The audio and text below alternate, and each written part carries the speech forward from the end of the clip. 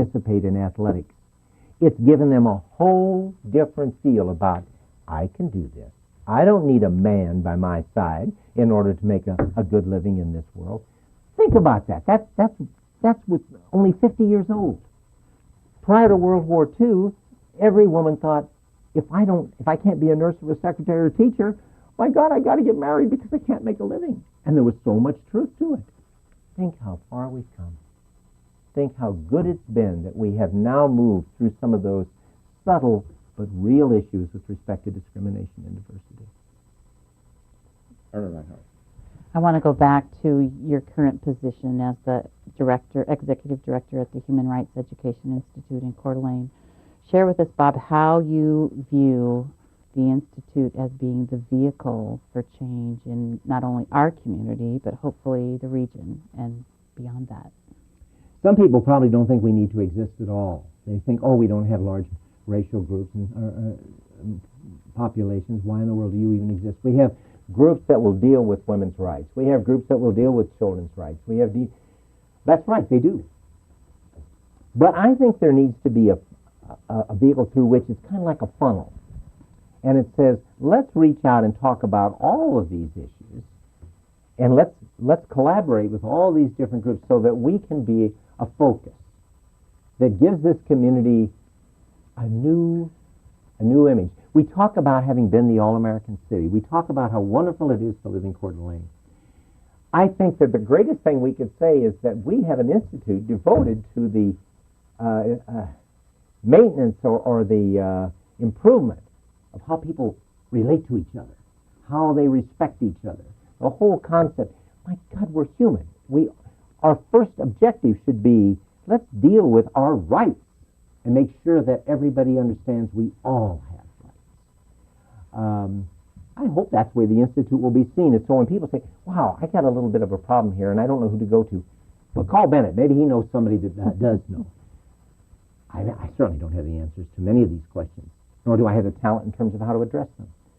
But if we can be the vehicle through which we can find solutions or answers to those people's questions, I would think we will have served a very large need. Great. I want to follow up on that. Oftentimes when you're dealing with problems in any community, and we've had our challenges, we've had some great victories. We had a great court victory in which we bankrupted the Aryan nations, but some people emphasize image, and how you're perceived is important. But isn't there something far more important? I've often said in my speeches that even though we want to send the message of who we really are, but there's certain things we should do because it's the right thing to do and let image take care of itself. That is, if you do the right thing, image will be okay.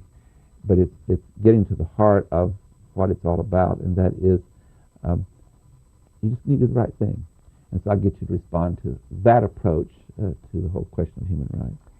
One of the questions I heard discussed when we had the Constitution Day was the importance of civics. Mm-hmm. It was a course that was taught. I started teaching. When I started teaching, I taught civics. The whole idea was, where do we fit?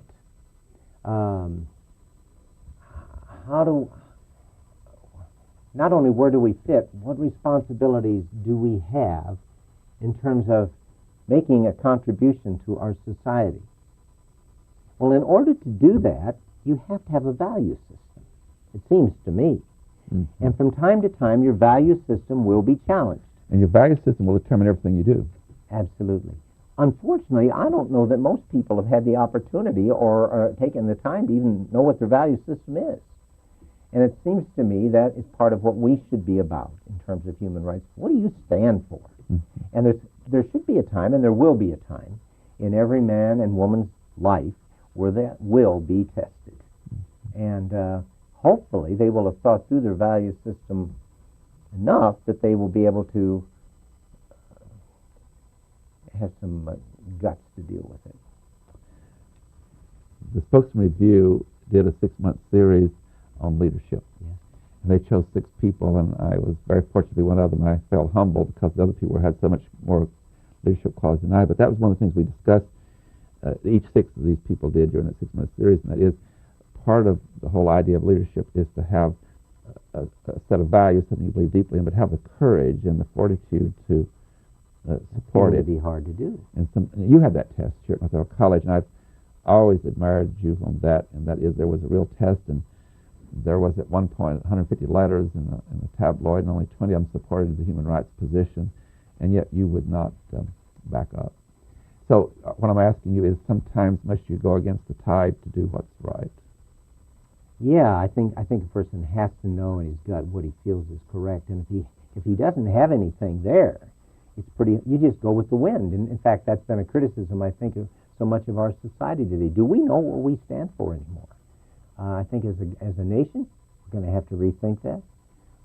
We should be rethinking it big time. I think young people are having a hard time with this because I don't know that they have had the same kind of opportunities that we had when we were children in terms of what we stood for, what we believe in. But I think it's crucial in terms of what's right in society. I guess I come back to this thing, this Ken Burns series on the war.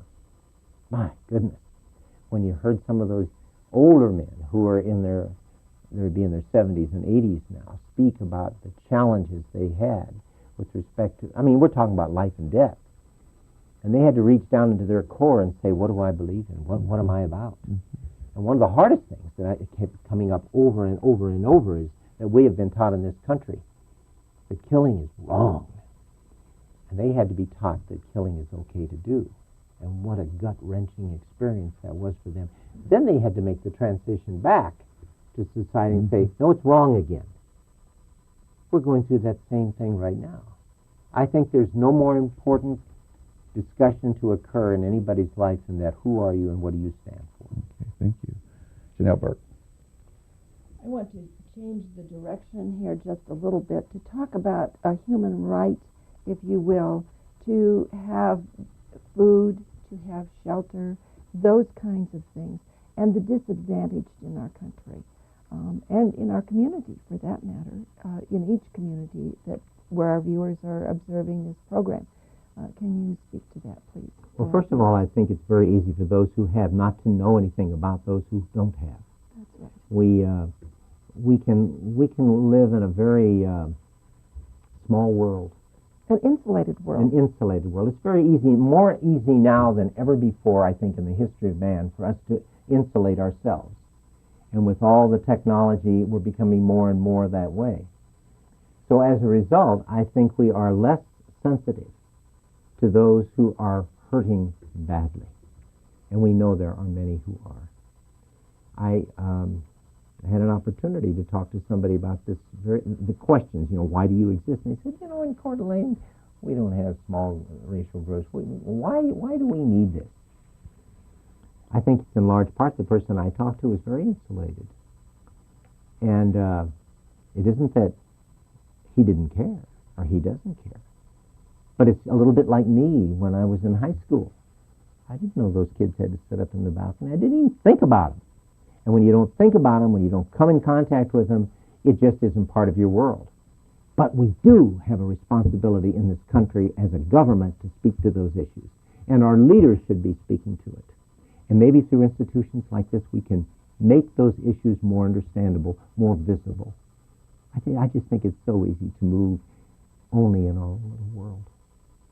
And the Human Rights Institute will educate people not just through the formal schooling, but through other means as well, through the programs, through the exhibits, through other things that people can come through conversations, I take it. I come back to the idea of conversation. I think people really do want to talk to each other, but they insulate themselves to the extent that in many cases they're very lonely. If this institute could become a place where people could come down and just talk about those issues and share their thoughts, that might be the most transforming thing I can do. Or not I, but the Institute can do for improving how we feel about our lives. It's not about improving about how other people, if you can just share with other people and learn from them, you benefit. It's a self-enhancing thing. Erna Reinhardt. We only have a couple minutes left, so I just want to give you the opportunity, Dr. Bennett, to share with us. You did a program, a children's art program. You did a domestic violence program. what's on the radar for the next year or so? Oh, Erna, I want to talk to you about this one because Erna's an athlete, and I have. If you're familiar with this campus, you know that there has been I wouldn't call it a raging battle, but there is definitely differences of opinions with respect to our athletic programs, whether or not, and so forth. And it always comes down to money, to a point. What I want to create is an intellectual discussion about how college and high school athletics has genuinely transformed or changed our attitude about race and gender.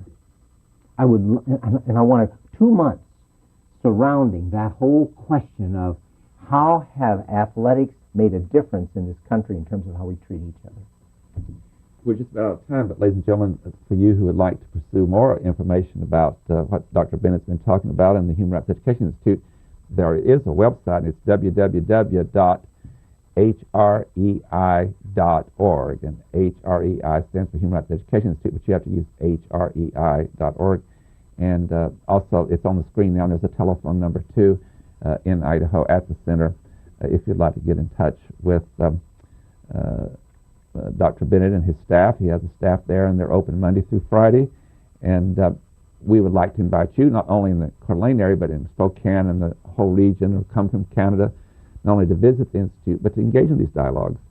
Reaching out, I always look at borders as invisible borders. I certainly think with Washington, we've had a program called Hands Across the Border for Human Rights, and those borders should just disappear. Ladies and gentlemen, we've enjoyed this very much, and Dr. Bennett, it's been great having you here 2 weeks. You're My so pleasure. inspiring, Thank and you. you're so energetic. Thank you for having me. And congratulations on your new position. And I know that a lot of good things will happen Well, I hope at so. that institute. Thanks again. And for we who helped found it, we are very proud of it, and we're optimistic about its future. And it's through this process we think we'll continue to make progress that you talked about today. Ladies and gentlemen, I know you've enjoyed today's interview, and I hope you'll be with us again next week when we will yet turn to another issue. Until then, please have a good week. I am Tony Stewart. Recorded on the campus of North Idaho College, Public Forum is the longest-running in-house college production on PBS. Each episode is pre-recorded live and is an educational outreach from North Idaho College. Please join us at this same time next week for another edition of Public Forum on this public television station.